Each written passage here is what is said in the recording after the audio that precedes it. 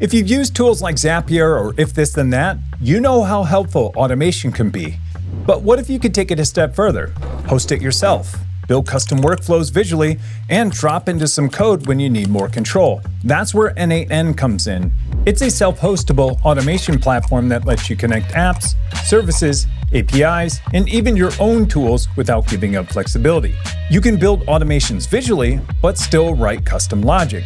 You can host it anywhere, keep your data local, and even create your own lightweight AI agents using models like Ollama. People use it to build internal tools, monitor systems, respond to events, create no-code APIs, and a whole lot more. There are tons of templates and a solid community and endless ways to customize it. In this guide, I'll show you how to self-host n8n on a Linux box using Docker Compose. We'll build a few workflows along the way, starting with a simple one to show you the basics, then moving to a medium example that pulls in data from external services, and finally, moving to an advanced one that ties everything together and even uses Ollama to supercharge your workflow with a local LLM. Even if you're just curious and not ready to build today, feel free to skip around. I've added chapter markers so you can jump around to the parts that most interest you. Now, we've got a lot to cover today, so let's get started. I'm going to be running this on top of Ubuntu Linux, specifically the latest LTS, and I'm going to be running with Docker, the latest version. If you've installed n8n another way and you're not going to run it through Docker, feel free to skip ahead to the workflow section. But we're going to set it up with Docker and Docker Compose today. First, you'll want to remote into your server, and for me, that's this Ubuntu Linux machine that I can SSH into. And once I'm SSH'd in, I'll want to make sure that I have Docker installed. So I can run something like docker-v and I should see a version come back. Or I can run Docker Compose to make sure I have Docker Compose installed and configured. And if I run that, I should see some of this help telling me some of the commands that I can run with Docker Compose. But this is a good sign Docker's installed. If you need help installing that, I'll have instructions in the documentation, and you can find that documentation in the description below. Once we know Docker is running, we'll need to create a folder for n8n. Now, I typically put mine in cd/opt. Opt is a place for third-party, I think, software, so it's a good place to put it. In opt, I typically make a directory for all of my Docker Compose stacks. I just call it stacks. And then I'll cd into that stacks folder, and then I'll create a directory specifically for n8n. Now, we do need to use sudo because of permissions, but let's take care of that. So I take care of that by taking ownership of everything inside of stacks. Then I'll cd into n8n, and now we can create our Docker Compose file. Now I use nano, so I'm going to run nano compose, and that will open up nano with a file that we're going to create. In that compose file is going to go something that looks like this. It's pretty easy and pretty straightforward. So in here, I have two services. One is n8n, the service itself, and the other is Postgres for a database for a backend data store. We'll talk about that here in a second. But this is pretty easy. We're using the latest n8n image. We're telling it to restart always. We're exposing some ports, 5678, which is the default. Then we're saying, hey, use an env file for a lot of our variables. We'll look at that too because I'm including it. Then we're mapping some volume. So we're saying we're going to create a data folder and map that internally on the container to /home/node/.n8n. And then again, we're going to create a folder called files and then map that internally to the container at /files.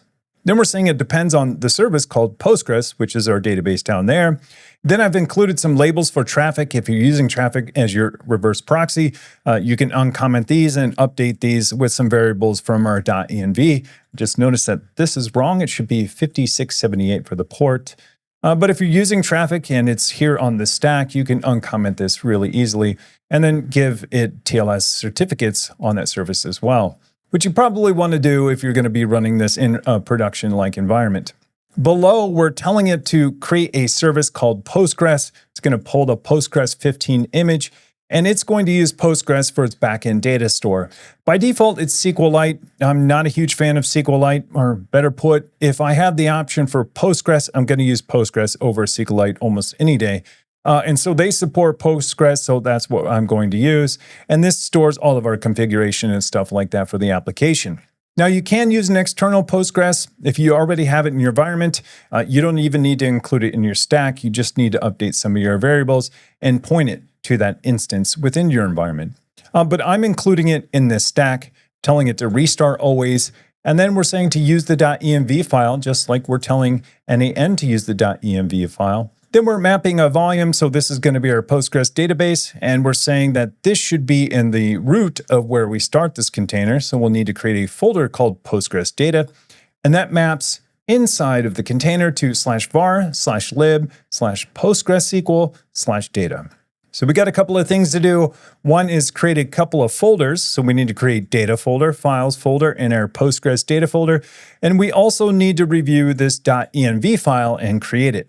So let's select all of this and then post it into Nano. We still have that compose file open. Post it in there. Let's close out. Then we do need to create a .env file. And inside of that file goes these variables right here. Domain name should be the root domain that you're going to expose it on. If you're doing it internally, it's not a big deal. But this would be like example.com. And then subdomain is important if you're going to be exposing this with DNS. You'll need to specify your subdomain. So this would end up being n8n.example.com, at least in this example. Then a generic time zone.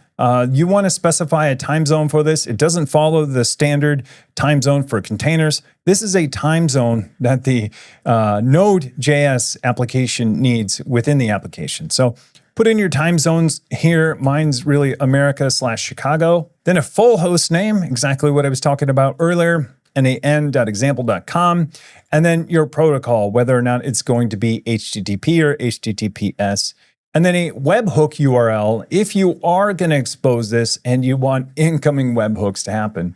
If you do want to do that, then you'll have to specify that URL too. Now, these are optional if you're going to just expose this over HTTP directly from the container without a reverse proxy. Works totally fine like that. But these are here if you do want to use a domain name and you want to use certificates as well. This one, secure cookies, you actually need to set this false if you're going to do it over local hosts like we're going to show today. If you are going to set this up with certificates, you'll want to be sure that you fill out all of this properly and then just delete this right here. Because the default for this variable is secure cookie true. And so by not specifying it, it will fall back to true. And so I've specified it because we'll get some warnings that you would see in the console later on since we're using it over HTTP. So long story short, if you're using a reverse proxy like npm or traffic and you have certificates already set up and you're going to be using that reverse proxy plus certificates, fill out all of this properly up here. And then at the same time, just delete this n8n secure cookie so it'll be set to true. If you haven't set up certificates like traffic or npm, that's totally fine. It'll work without it. But if you do want to, I have a video on that and you could follow that and then come back to here and then flip those all back when you're done. Next is n8n port. Should match the port that it's getting exposed on. In our case, we're exposing it directly from Docker. So it's going to be 5678, the container port. Node.env equals production. You're going to want to set this to production. Node.env is a variable that the Node.js server uses to know not exactly which environment it's running in, but how it should be configured to run. And so most Node.js applications, whenever you deploy them anywhere, you're going to say Node.env equals production, even if it's not a production environment. So it's oddly named, but think of this as a config for Node.js and not necessarily which environment are we running in. So anyways, long story short, that should always be production for n8n unless you're developing n8n and you need to debug something. Then I've added these variables for traffic. If you're using that, just plug those in right here and you'll get TLS based on those labels. Then we have our Postgres variables. I've set up Postgres DB, Postgres user, and Postgres password. Pretty self-explanatory. You don't want to use these values, use your own values, and then it will create this database when it starts up and use it in subsequent runs along with the username and password. So pretty cool. So let's copy all of this and then paste it into our .env. I'll write that out and save it. Then we have everything necessary to start our Docker Compose. Now that we have our variables, we still need to do one more thing, and we actually need to create those folders that we're mapping. So we need to create a data folder, a files folder, and then I think we have one right down here. So for Postgres data. So we need to create these 3 folders really quick. Data, files, Postgres data. Once we have all of that done, we can now start our compose stack and run it in the background. You can see it pulled down those containers, it ran those containers. And if we run a docker ps, we should be able to see these containers. I have quite a few running. And you can see n8n is running, and you can see this version of Postgres is also running. Then if we wanted to go a step further, or we were having issues running this container, we can check the logs for that container. So we would run a docker logs n8n-n8n-1. That's the container name that it created from my stack. And if we look through the logs, we could see it did a lot of stuff. You could see it must have migrated our tables or created our database and then migrated the schema over time. So that looks good. And then if we run a docker logs on Postgres, we should see something similar, but Postgres is starting, database listening, database was shut down, database is ready to accept connection. So our database is running and n8n is running. With everything up and running, now we should be able to access this service on the IP address and on the port of 5678.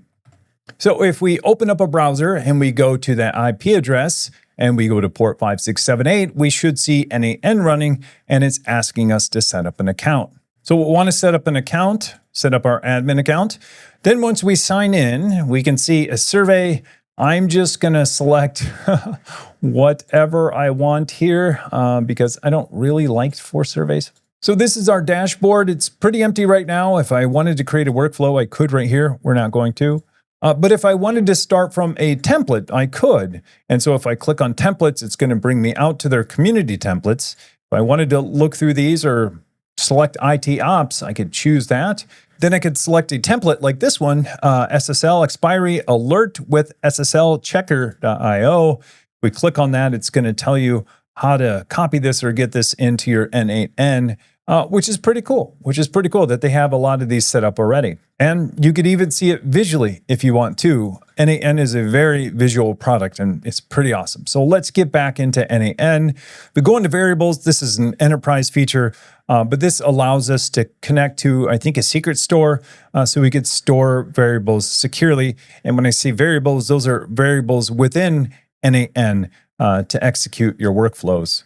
And so if we have the enterprise version, we could connect there. In Insights, we're going to see how our workflows have performed over time. It's good enough for me, but it's going to show me how many times it ran, how many times it failed, and we get some additional features if we upgrade to the enterprise version. So that's enough of kind of exploring that. Let's build our first workflow so you can kind of see what this looks like. So when you create a workflow, you land in this workflow designer, and you have to add your first step. If we click on that, we can search through a lot of these options, or we can click on it if we know what we want, but we can choose a lot of things we want to do on the very beginning. I'm going to choose trigger manually. We'll see some of the other options here in a second, but what this does is say, hey, this workflow is going to trigger when I click on this new execute workflow button. So I could actually run it right now, and if I execute this workflow, it succeeded. I clicked on the execute workflow and it executed it. So right now we have a working workflow, but that's not very fun or very useful. So let's add some stuff we want to do when we execute this workflow. So I'm going to click plus right here and I'm going to add an item. Now I can choose from a lot of these different items. I can choose from a lot of these apps. There are so many integrations. It's awesome. I think I just saw Bitly, Bitwarden. It has Home Assistant. Then it has more of your enterprise stuff. A lot of your SaaS like Contentful. It just has so many applications and so many integrations. It's awesome. DHL, Discuss, Discourse, talk about, spanning the gamut of applications. Dropbox, there are so many. So I'm going to keep it simple and I'll search for Discord. Here it is. Then when we click on it, we see a list of actions we can take. So with Discord, I can create a channel, delete a channel, get many channels. You can do a lot of stuff, but I'm going to do something super simple like send a message. And when I click on send a message, now I'm in this action and I can configure it. Now for the connection type, this is how you're going to connect to this Discord service or Discord service that you're setting up. You can connect to it with a bot token, which I think is the way you should go. OAuth 2 if you wanted to OAuth with this application and possibly have people authenticate and run things as themselves. or a webhook, which is what we're going to choose today, which is just send a message to a specific channel. And that's the easiest integration right now. If you were going to do something more than just send a message to a channel, you would probably need to set up a Discord bot and then get your bot token and authenticate that way. But for us, we're just going to send a simple webhook message. And so for all of these, you would need to create a credential. So we're going to create a credential. Typically, that's a pair. It doesn't have to be. But the credential for a webhook, in this case, is just a URL, right? And so for here, all I need to do is paste in a webhook URL from Discord. And so in one of my personal private Discord servers, I have this channel right here that I created called test code. If I edit this channel, I could go into integrations. I can create a webhook right here, and then it automatically created one called SpideyBot. I could rename this guy. I could call it n8n, give it an icon if I want. Not super important, but what is important is this webhook URL. I can copy that, be sure I save this, and then back in n8n, I will paste this URL. Now, this is a secret. Treat that URL like a secret. It's security through obscurity. It's just a URL. And if you give that out to anyone, they could post any message they wanted to that channel. So treat it like a secret. But I pasted it in there. And then once we save, it says it's been created. Let's close out of this right here. And what are we going to do when we click on this button? Well, let's send a message. So that's already set there. So what message are we going to send? I'm just going to say workflow complete, right? And so that's what we're going to send. You have some additional options like avatar URL, what that avatar looks like, add embeds if you want, add files if you want, but I'm not going to enter any of those additional options, just something super simple like workflow complete. And so now I can click on execute step, which is just going to execute this step right here, and it says success true. So let's go back to Discord and see if we see it. So going back to Discord, you could see right here that it says workflow complete, and that's coming from that webhook URL that we created. So pretty cool. So that's one step in our n8n workflow. So let's close out of this step, right? We were just testing that step. And now let's execute this entire workflow, right? So if I execute this workflow, it then called into Discord. That Discord posted a message, and then it said workflow complete. And if we look, we see workflow complete, then posted to our Discord server. So pretty simple, right? Simple button we click, it calls an action. Let's see if we can do something a little more advanced than that. For this next workflow, I want to do something a little more advanced. So I want to build something where when I click on a button, it will go out to an external service like my Google Drive, and maybe look at a Google Sheet, read the data out of that sheet, and then pull that data back, and then possibly either post it to Discord or somewhere else. So it's pretty cool and pretty easy to set up. Let's add our first step. Now, I'm going to have this trigger manually again, but we could set it up on a schedule or on a certain time or on an event from an app. A lot of cool ways you can trigger this, but to keep it simple, we're going to keep it to trigger manually. Then what's going to happen when we click on this button? Now, I mentioned Sheets, which is in here, and we're going to go out to Google Sheets. And what do we want to do? I mentioned that I want to read every row within this spreadsheet. So let's do a get rows in sheet, right? Now we're setting up this Google Sheet node. The first thing we'll need to do is to set up credentials. And these are going to be credentials to connect to my Google account. And so there's a lot going on in here, but I'll show you how to set this up. And it's a little bit easier than you think. Now, you can set up OAuth and go through the OAuth flow, and it's going to actually call back to your URL, and you can set it up and authenticate, or you can set it up with a service account. Now, either of these will work, and they're both fine. They recommend OAuth 2, but I'm going to set it up with a service account because I don't want to set up any kind of login flow to do this. And so they have really good documentation on how to set this up, and I'll walk you through how to set it up. The first thing you'll need is a Google account, and most people probably have one. If you do have one, I wouldn't recommend using your Google account. I would create a new account and then create a Google Cloud account using that. Then what they're saying is we need to do a couple of things. So what you're going to need to do is create a Google Cloud Console project. They have great documentation on all of this. And you can see I already created my project, but if you didn't, you would create a new project, you would name it, and then make sure it's selected from the project picker. As you can see, mine is here. Then you'll need to enable some APIs on this service, and that's as simple as going into your hamburger menu, going into API services, and then you're going to turn on some services. So let's go into enable API services. And which ones do we want to enable? Well, we actually need to enable two. The first one's obvious, which is Sheets. And this is just saying like, hey, this project can use the Sheets API, right? And so we would click that, we would enable it, and then it's on. And again, all that's saying is that this new Google Cloud project can use the Sheets API. But there's one more. There's a dependency for the Sheets API that I found out, and it's Google Drive, right? Makes sense to a human, right? Like, hey, in order to get into a Google Sheet, we need to get into Google Drive. But it's not so obvious when you're setting this up for an API that you actually have the dependency as well. So what you'll need to do is add the Google Drive API, and again, give it permission for this project to use that API, and then you should be good. Next, we'll need to set up a Google Cloud service account. And so this is the service account that this project is going to run as. So to create a service account back in Google Cloud, you'll want to go back to where we were, the APIs and services. Then we'll go into credentials, and then we'll create a service account. So I've already created credentials or a service account, but what you would need to do is create a new service account right here. And then you would name this service account n8n account, and then you would give it a description if you want, continue, give it permissions. I didn't give it any additional permissions or IAM permissions. And then principals with access, I didn't do anything here as well. I just said done. Then you'll have your new service account.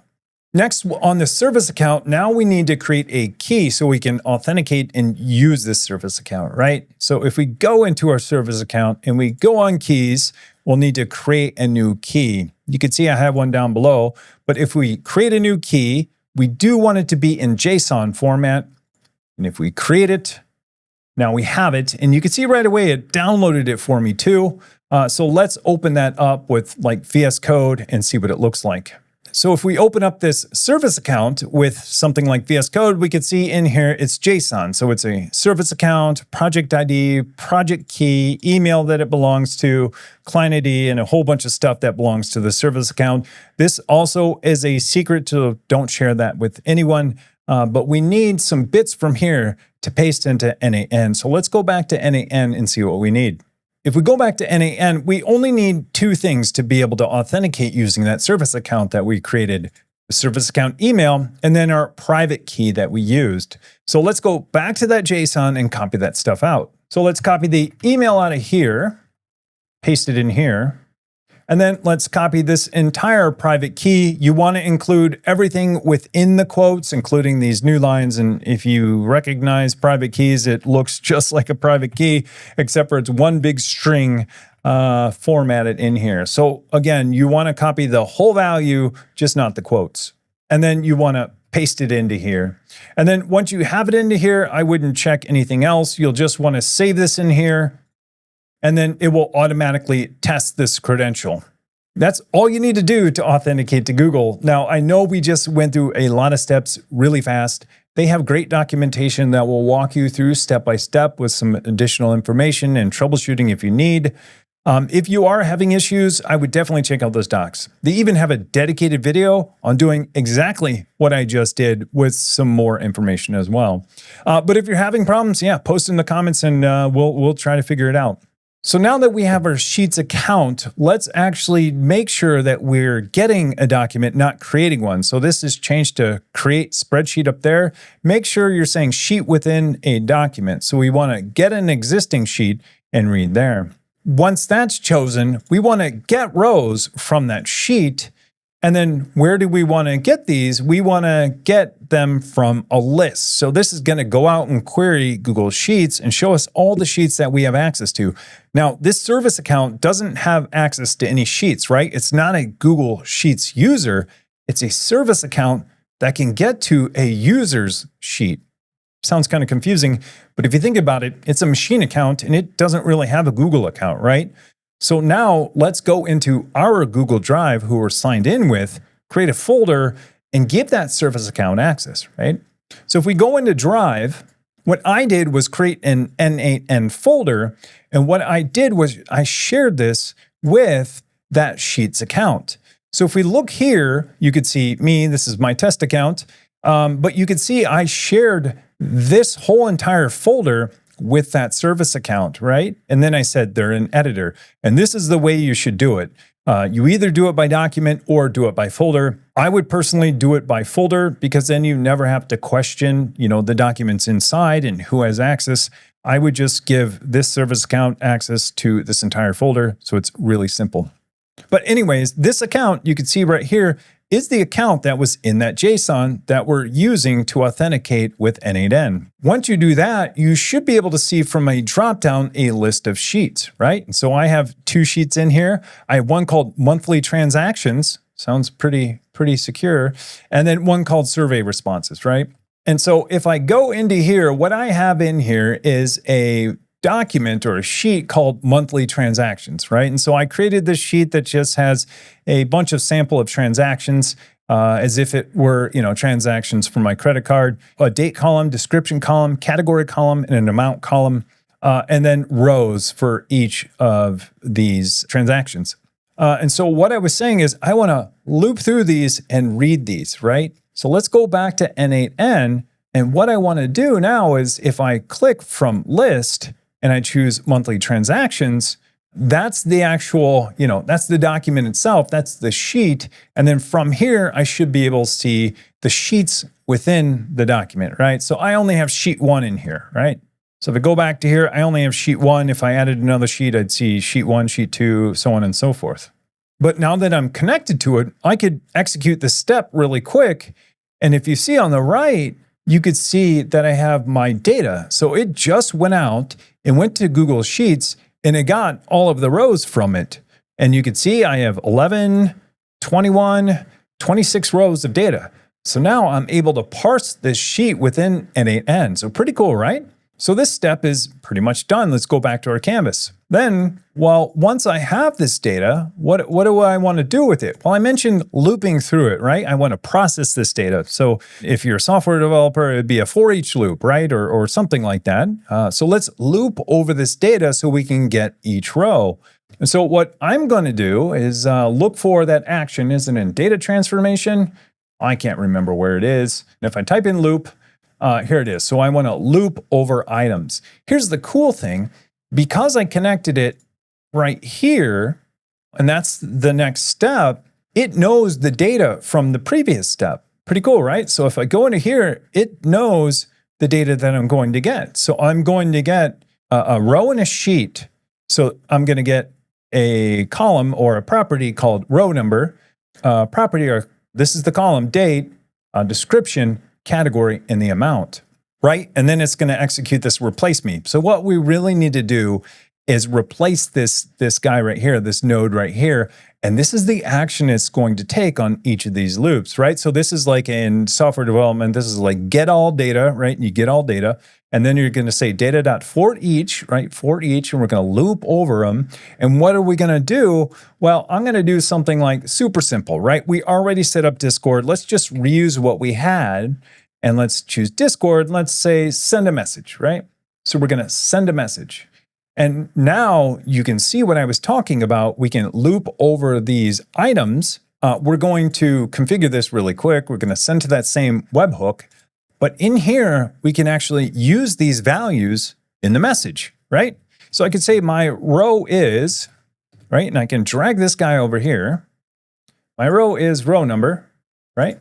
And it's showing me, it's giving me a preview right here. So cool, so cool. The amount was, and then I can drag the amount here. And then the category was, right? The category was this. I spent money on, whatever this description is.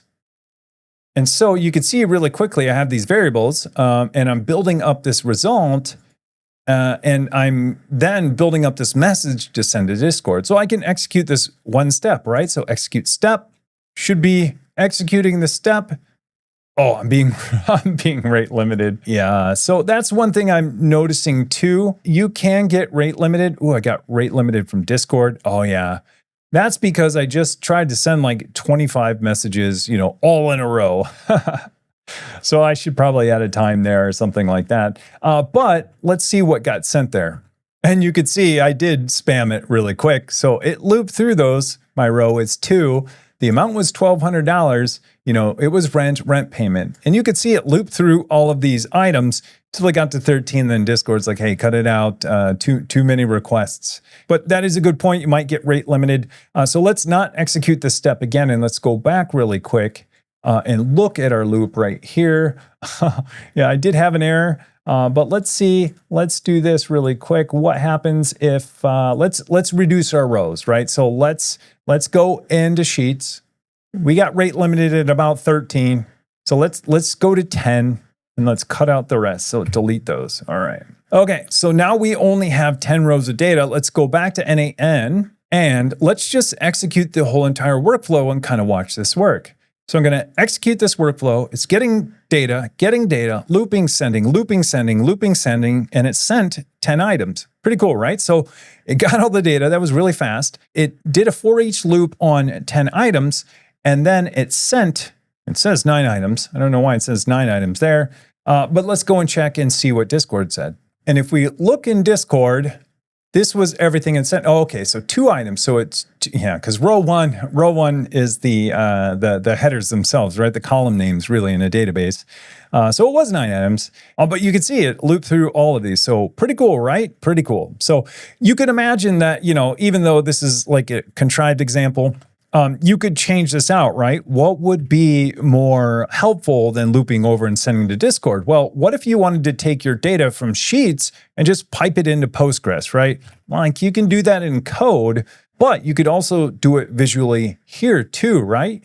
If we pick Postgres, we can insert rows into a table. We would have to set our credentials. We would want to probably do an upsert, an insert, or update.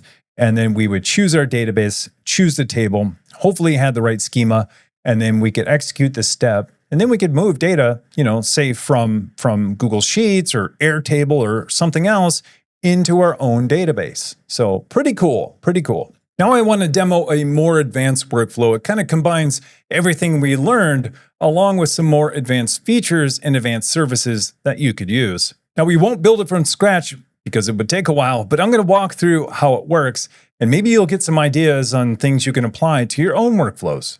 So for example, I have this workflow right here, and when we click on this workflow, it actually executes, and then it's going to do something similar, get rows in a sheet, and if we look at the sheet, it says survey responses. So that might give you a kind of a hint of where we're getting this data, right? So using Google, you can create surveys using Google Forms, and then from those surveys, you could store those responses, into a sheet of your choosing. So if we look here, I have a survey here that's public facing that anyone can fill out, and then it will write to the sheet called survey responses. If we look in here, I've already filled out some of these responses. But if we want to take this super simple survey right now, we could. So let's go into publish. Let's act like I'm responding. So let's take this survey. So what did I do today? I don't know. What did I do? I didn't do much. I created a tutorial for YouTube based on Docker and n8n. Okay, so I'm just going to say that's what I did today. I created a tutorial for YouTube based on Docker and n8n. So let's submit this. So when I submitted that, it added another row to the sheet. Keep that in mind.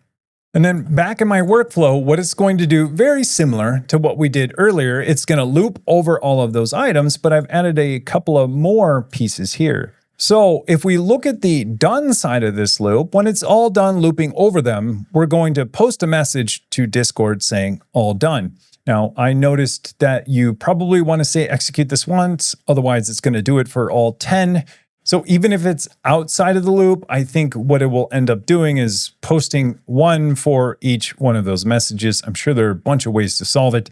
The easiest way for me to solve it would just say, hey, execute this only once on the done side. So we know what's going to happen when it's done. So then if we go to this loop, once we're inside of the loop, I added this code node right here. And so what this code node is just dropping into code. And what it's doing is it's actually going to kind of reshape this data. So I noticed that I needed some parts of this data later on. And so what I wanted to do was reshape this data that I'm getting. So all this is doing is creating a JSON object. JSON key is just what the next node I think has access to. So what I'm doing here is I'm mapping over this input all. So everything that comes in, what I'm doing is mapping over each of those items and just kind of reshaping the data that comes out, right? Rather than getting one item, what I'm saying is, okay, well, I'm going to create this JSON object. And in there, I'm going to create a property called prompt, original text, and row number. And so what I'm saying is, hey, grab, our response from the item, original text. I don't know why I'm doing this twice, but we're also going to put in the original text, right? And then we're going to put in the row number. And really that's what I needed from this was the row number. So I know where in the loop I am for later on. And then I just wanted the response to be able to use later on too. But this is a quick way to say, hey, if we look on the right, it's going to create a row that says, created a tutorial for YouTube based on Docker and n8n. It's going to say the same thing. I don't know why I did that twice. And then the row number, right? So all this is doing is just, hey, adding some additional properties onto this as we loop over it. So from this code block, I'm actually sending the data to an HTTP request. I'm going to use it inside of here. And what's inside of this HTTP request? Well, I'm going to post to this local host or to the service to 11434/API/generate. Well, that's actually Ollama that I have running on this machine. On this machine, if you see up here, my 192.168.10.111 on 8080, I actually have Open Web UI, and then I have Ollama running as well as an API that's powering Open Web UI. But I can also call that API directly and get data in and out of it. So I have a couple of models on here. DeepSeek I was testing out, and Llama 3.1 latest. But the cool thing is that I don't have to use chat or Open Web UI to interact with Ollama. I can use the API. And so that's exactly what this is doing. So it's hitting that endpoint on /API/generate. It's doing a post there. And then in there, it's sending JSON. And in that body, it's sending this right here. So I'm actually sending in, let me copy this out so you can see it a little bit better. So this is what I'm posting in, this JSON right here. So I'm posting to the endpoint, hey, use this model. So I'm using Llama 3.1 latest. Then I'm sending a prompt. So I'm telling, Llama to do this thing, right? This is the prompt as if I typed it in. So I'm saying, analyze the sentiment of this text. And then we're putting in the original text. And so this is a template saying, hey, analyze the sentiment of this text. And if we go back to here, the text would be, in this example, created a tutorial for YouTube based on Docker and n8n. So then I can format the response back to me. I'm saying it's a type object. I'm having this sentiment, I guess, key in here of type string, not important. But I'm saying it's an enum or enum of positive, negative, or neutral. So I'm telling it, hey, you must respond to me. So this key sentiment is required. And what I want you to do is tell me, what the sentiment of this text is that you're sending in. And of that sentiment, pick one of these three to describe it. So I'm basically forcing the LLM to look at my text and say, hey, how is this person feeling? What is this sentence? How does this sentence feel? Does it feel positive? Does it feel negative? Does it feel neutral? So that's pretty cool. And so back here, I'll get that response, and you could see here's an example response that would come back, and it would come back with this, right? So it came back with the model that I used. It was created at the response, which I said was going to respond with a key of sentiment, and it's going to say neutral whether it's done, and then some other information you get on that response back from Ollama. So pretty cool. It did analyze the sentiment of this this sentence, created a tutorial for YouTube based on Docker and n8n. I would think that was pretty positive, but I could see how it's neutral, right? Nothing negative or positive happened. And it depends on if you like creating tutorials for YouTube, or if you like YouTube, or if you like Docker, right? So this is pretty neutral, and I agree with Ollama. Personally, I think it's pretty positive. So anyways, let's go back to our canvas. So once we do that, right, it's actually going to merge in those keys. And so remember how I said I'm going to set aside some of these keys like row number, right? I'm going to grab row number from the input, then I'm going to pass it along, right? So when I merge, what I'm doing is really merging these two back together. This isn't the greatest UX for this because it looks like it does this, then this, and this, just gets forwarded on. But anyways, it's a little bit confusing UX right here. Like not how I would have portrayed it, but I think, they're bound by what they've built.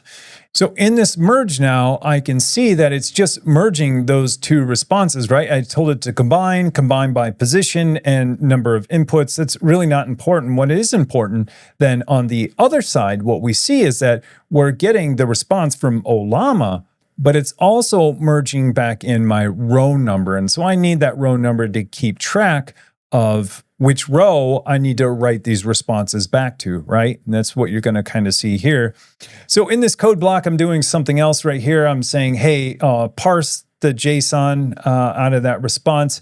I think this is only because the response at first wasn't coming back as JSON. It was coming back as like a weird string. And if we look here, the response, this was originally coming back as a string, like this looks like JSON right now, but it actually might be quoted and it might be a string. I've seen it happen a couple of times depending on which model I used.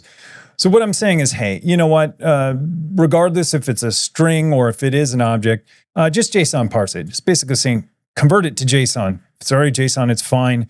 If it is a string, then it'll be converted to JSON. And that's doing a map. So it's, doing a for each on these, and it's mapping, and it's saying, okay, well, now sentiment is, the JSON version of sentiment, and still keep that original text, and then add the row number here. And so what I get on the right is, just a slimmed down response of my sentiment, which is neutral, the original text, which is created a tutorial for YouTube based on Docker and n8n, and then a row number, which I'm going to use here in a little bit. So we took all of that data, kind of cleaned it up, parsed it properly, and then put it back in the output in a response that I can use later. So let's see what I'm going to use later. Okay, well, now I created this node called update row and sheet. This is why I needed that row number, or at least the original text. So if we go back to here, this looks maybe a little bit familiar, right? We're going to use a Google Sheet account, sheet within a document. The operation is called update row, right? And so I'm saying, okay, which document is this in Drive? Well, it's the one called survey responses. And then which sheet in that survey are we going to use? Well, I have a sheet called form responses.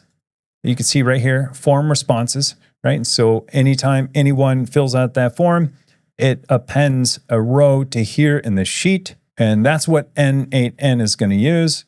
And now we need to map columns. Now, I did it manually, but if you don't map columns, what happens is it just starts writing in the next row, right? And so we don't want to write these responses in the next row. What we want to do is find out which row we should write the responses in, or the sentiment, right, when we analyze it. So that's why I needed the row number. Now, I could either use the response or the row number. I use the row number because I'm a developer and I don't know, numbers are easier to match on. So anyways, that's why I passed that row number along with each one. So when I come back, I can match and say, oh, insert on row 2, insert on row 3, or an update on row 4. So let's look at that. Okay, we can map on, columns to match on. I just said the exact opposite, but I could have done row number, right? And so let's do that really quick. So if I wanted to do row number, what I would do is pick the row number and put it here, right? And so now I'm saying like, okay, in order to match, to find the row you need to update, look for row number. And where do we get that row number? We get that row number from the previous output, which is now our input, right? I said the opposite, but now it's exactly what I said. And then these technically, were empty. And so what I'm saying here is, hey, map our response to the original text. Really, I don't need to do that. And then map our sentiment, which is here, to sentiment. And that's what we got from the previous output, right? And now on the output, it said, the response is going to be created a tutorial for YouTube based on Docker and n8n, and then it's going to show our sentiment. So now if we run this, what we should see is it's just going to loop over the sheet, analyze the sentiment from each response, and update that sheet, and at the end, post to Discord. So let me see if I can open this sheet and n8n at the same time so we could see this happening in real time. So on the left, I have this worksheet that we're going to go through and analyze and update. And on the right, I have the workflow. So let's kick this off and see what happens. So execute workflow. You can see it's going around doing a for each on these. So what it's doing right now is filling these in. So it's going out to my local Ollama. It's sending in this, this response, telling it to analyze and come back with one of the three enums, either positive, negative, or neutral. And then we're looking for that row and we're updating the sheet. So this is what it did right here. So took a shower, it considers neutral, brushed my teeth at neutral. I worked out, it considered that positive. I mean, if you don't like working out, then it would be negative. So that's, that one's kind of iffy. I went fishing all day. I loved it. So now I see why it says positive, right? Because I said I loved it. Like if that just said I went fishing all day, I would assume it'd be neutral. For the people who don't like fishing, then, that would be negative to them. So it would probably be neutral on its own. I went to my favorite restaurant, a couple of typos in here. I was trying to throw out some curveballs here. I got my favorite dessert, but I spilled it on my new shirt. So I thought that one would have been negative. I tried to throw it a curveball by saying, I got my favorite dessert, but, I also spilled it on my shirt. Celebrated the 4th of July. I'd say that's pretty positive. But again, it didn't think so. And I went bird watching it. Positive. Oh, and now it considers it positive. So that's interesting. It was just negative, and now it considers it positive. So, I mean, that's kind of what happens with LLMs. You never know what you're going to get. So whether you're automating everyday tasks or building something more complex, n8n gives you the flexibility and control to make it happen your way. If you'd like to see more advanced n8n topics in the future, let me know in the comments. And if you found this helpful, consider giving it a like and subscribing or sharing it with someone else who might find it useful. I'm Tim. Thanks for watching.